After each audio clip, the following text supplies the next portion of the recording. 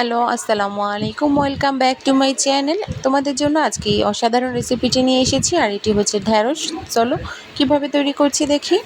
ঢ্যাঁড়সের এই অসাধারণ রেসিপিটি তৈরি করার জন্য আমি এখানে নিয়ে নিয়েছি ঢ্যাঁড়স, আর ঢ্যাঁড়সগুলো ঠিক এভাবে লম্বাটে করে কেটে নিতে হবে। এভাবে পিস পিস করে কেটে নিয়েছি ঢ্যাঁড়স। এখানে আমি প্রায় 500 গ্রামের মতো ঢ্যাঁড়স নিয়ে নিয়েছি। এবারে আমি ফ্রাই প্যানের মধ্যে তেল দিয়ে দিচ্ছি।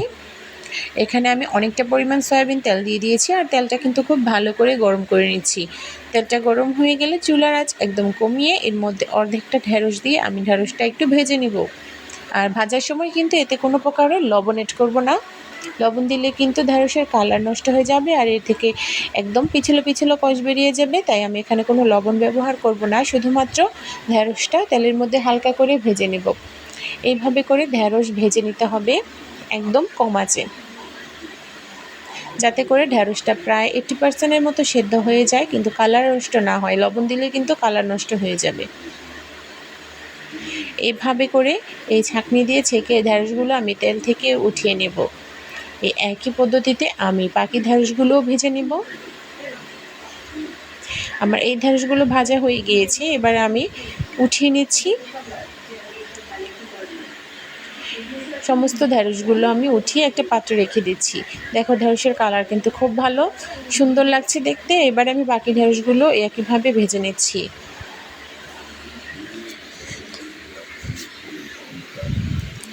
এভাবে করে বাকি ঢ্যাঁড়সগুলো ভেজে নিচ্ছি। এবার এই ঢ্যাঁড়সগুলো আমি উঠে নেব। সমস্ত ঢ্যাঁড়সগুলো আমি একটা পাত্রে রেখে দিয়েছি।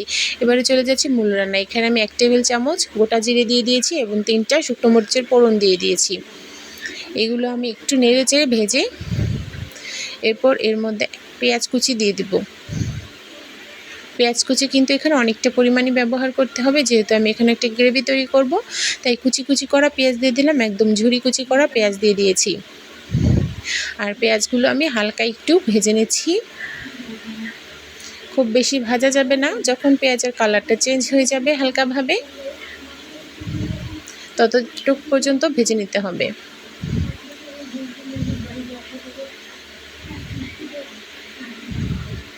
আর এখানে আমি টক দই পানি সহ একদম ফেটে একদম পাতলা করে নিচ্ছি। আমি কিন্তু কখনোই টক দইয়ের পানি ফেলে দিই না, আমি টক দই পানি সহকারে এখানে ফেটে নিচ্ছি।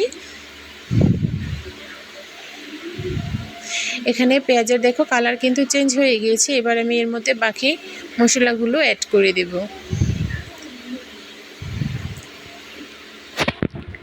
এই পর্যায়ে আমার মূল প্রসেসিং শুরু। এবার আমি এর মধ্যে দিয়ে দিব 2 টেবিল চামচ আদা রসুনের বাটা। এবার দিয়ে দেব 1 টেবিল চামচ জিরা বাটা। এবারে আমি এগুলো একটু ভেজে নিব।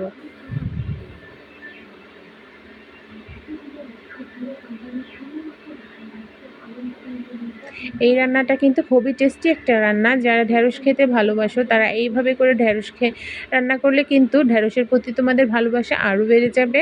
আর এটা কিন্তু মজাদার একটা রান্না। এটা তোমরা ইচ্ছে করলে রুটি পরোটার সাথে খেতে পারো, ইচ্ছে করলে ভাত পোলাওর সাথেও খেতে পারো। এবার এর মধ্যে হলুদের ফাঁকি মরিচের ফাঁকি দিয়ে দিব, আর একটু পানি দিয়ে দিচ্ছি, যেহেতু আমি এখানে জাস্ট শুধু মশলাগুলো ব্যবহার করছি। পুড়ে গেলে কিন্তু ভালো লাগবে না, ফাঁকি মশলা কিন্তু অল্পতেই পুড়ে যায়, তাই আমি সামান্য একটু পানি দিয়ে দিয়েছি। এবার আমি এই মশলাগুলো একসাথে করে মিশিয়ে নিচ্ছি। আমি এখানে ধনিয়া গুঁড়া, মরিচের গুঁড়া, হলুদের গুঁড়া দিয়ে দিয়েছি। এবার আমি এতে আরও একটু পানি দিয়ে দিলাম মশলাটা একটু কষে আসার জন্য। আমি কিন্তু খুব সামান্য পানি দিয়েছি, 2 টেবিল চামচ পরিমাণ। আপনারা কিন্তু অতিরিক্ত পানি দিতে যাবেন না। এবার আমি এতে টমেটো কুচি দিয়ে দিয়েছিলাম। টমেটো কুচি একদম সিদ্ধ হওয়ার জন্য আমি এখানে একটু লবণ দিয়ে দিচ্ছি স্বাদ মতো। আর যদি আপনারা এখানে টমেটো পেস্ট করে ব্যবহার করেন তাহলে কিন্তু কোনো পানি দিতে হবে না, সেই পানিতেই কিন্তু মশলা কষে যাবে। যেহেতু আমি এখানে টমেটো পেস্ট করে ব্যবহার করিনি, তাই আমি এখানে একটু পানি ব্যবহার করছি। এবার এখানে সেই টক দই দিয়ে দিচ্ছি। এবার গ্রেভিটা একদম ভালোভাবে তৈরি হয়ে যাবে। এভাবে করে সমস্ত মশলাগুলো ভালো করে মিক্স করে দিচ্ছি। এবার ঢাকনা দিয়ে ঢেকে এটা রান্না করব। চুলার আঁচ কিন্তু কমিয়ে দিয়েছি। এবার অন্য একটা পাত্রে আমি 1 টেবিল চামচ ঘি দিয়ে দিয়েছি। আর এর মধ্যে এরকম ফালি করা পেঁয়াজ দিয়ে দেব। পেঁয়াজগুলো হালকা একটু ভেজে এর মধ্যে দিয়ে দেব টমেটো। আমি কিন্তু এখানে ঘি ব্যবহার করেছি, আপনারা চাইলে আপনাদের পছন্দ মতো এখানে ঘি, বাটার বা যেটা আমরা রেগুলার খাই তেল, সয়াবিন তেল, ওইটাও ব্যবহার করতে পারেন। তবে ঘি বা বাটার দিলে টেস্ট ভালো আসে, গ্রান ভালো আসে। এ পর্যায়ে এখানে টমেটোগুলোও দিয়ে দিচ্ছি। পেঁয়াজ আর টমেটো আমি হালকা আঁচে এভাবে নেড়েচেড়ে ভেজে নেব, কিন্তু পুরোপুরি রান্না করব না। যখন একটু কালারটা চেঞ্জ হয়ে আসবে তখন আমি এটা অন্য ডিশে সার্ভ করে দেব। আর এখানে আমি সামান্য একটু লবণ দিয়ে দিয়েছি।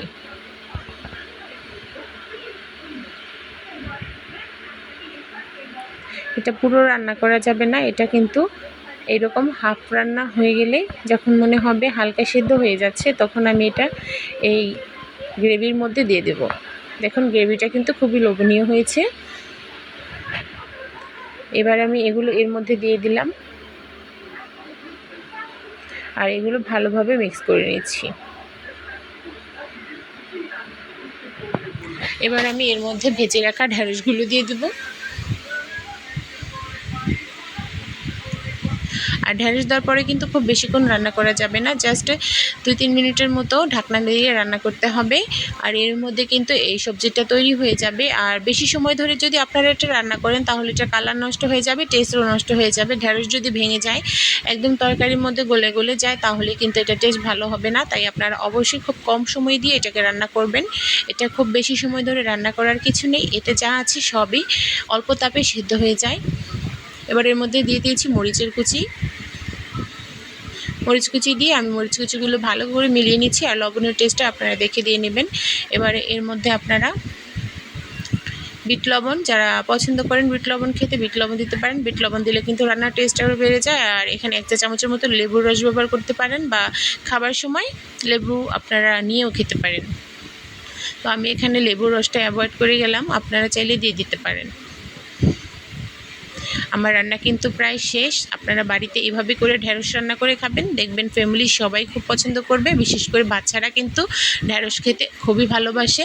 বাচ্চাদেরকে এভাবে করে রান্না করে দেবেন, বাচ্চারা কিন্তু মন প্রাণ খুলে খাবে এবং পছন্দ করবে।